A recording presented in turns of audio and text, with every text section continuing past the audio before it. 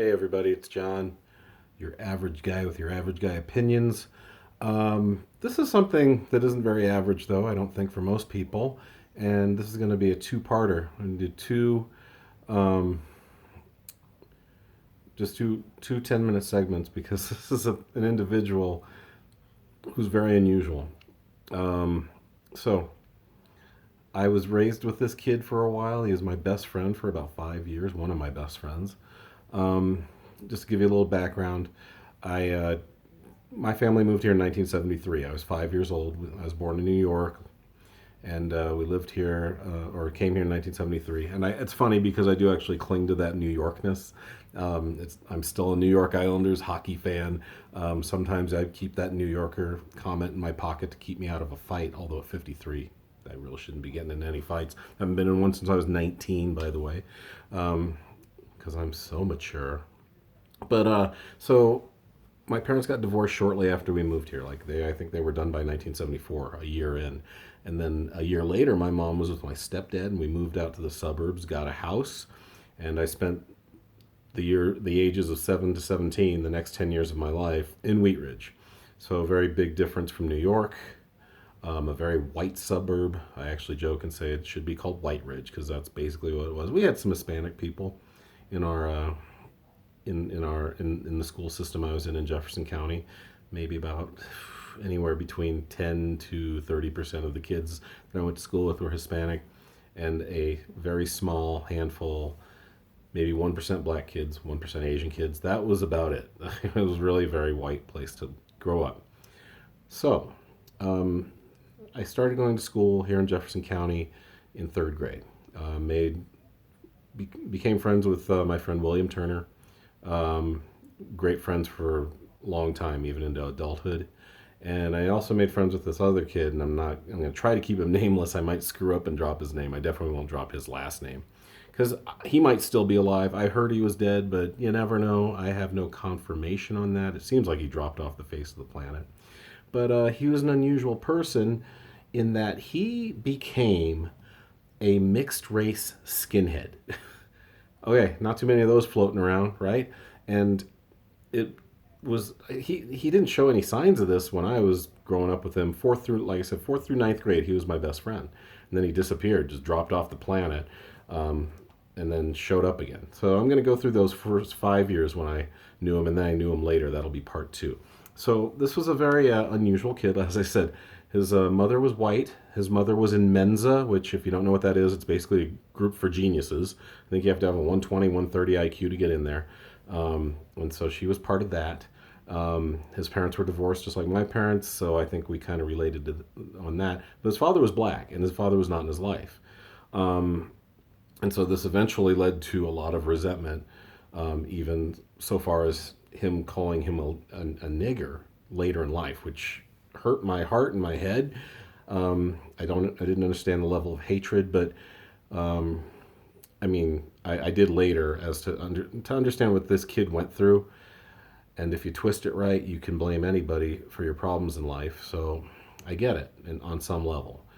But it is weird to hate half of yourself, is it not? But so I was raised with this kid. We were kids of the 70s.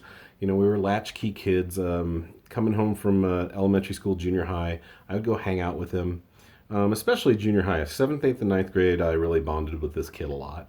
We played a lot of football in the afternoons. He got into a lot of fights because a lot of people did not like him because he was different. So not only was he a mixed race kid in a very white suburb, he was also a very high IQ kid. In middle school or junior high, he was in gifted and talented classes because he was that smart. Just a very misguided, brilliant kid.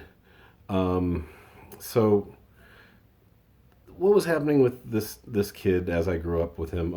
Let me just tell some of the stories because, like I said, it was late 70s, early 80s. We were running wild. We were latchkey kids. We would go to each other's houses. We weren't supposed to. That was a rule for most households. Like, yeah, you get home, but you don't bring your friends over here because we know how you act with your friends.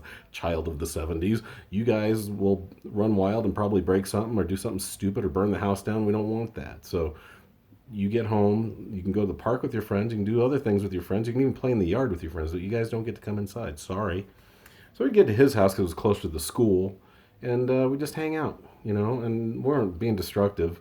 But his grandmother was a very angry woman, and she lived in the cottage house. I think the house originally was hers, but her daughter and her grandson lived there, and she was just an angry woman, probably partially angry that her daughter married a black man and had a mixed race child. Wouldn't be surprised. The way she treated her grandchild was pretty rough. I mean, she would just yell at him, call him a son of a bitch all the time.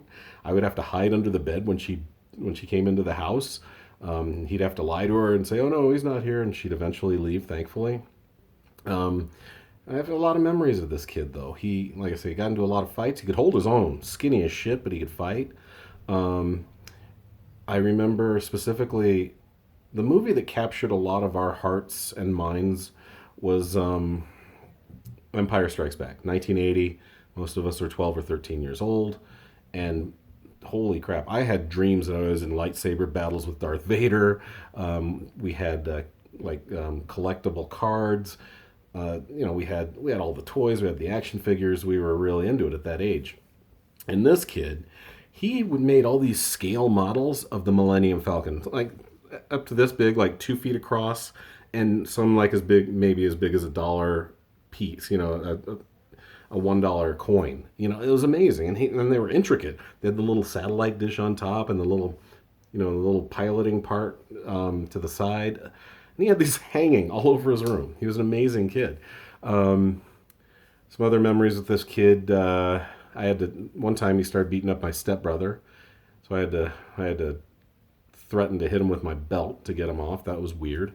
Another thing was uh, this is another part of being a kid in the 70s and doing what you want all summer. We would go tubing. We'd get our inner tube and go rafting down, go tubing down Clear Creek, which runs along Wadsworth out here in Wheat Ridge, or runs along I-70, excuse me.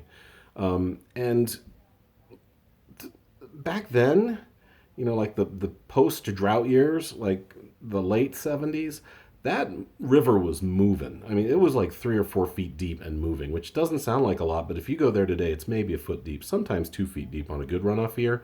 But back then, that thing was moving, and we just jump in and whoo, take off.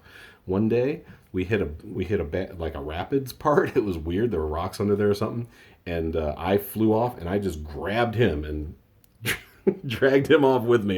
If I'm dying, you're dying too.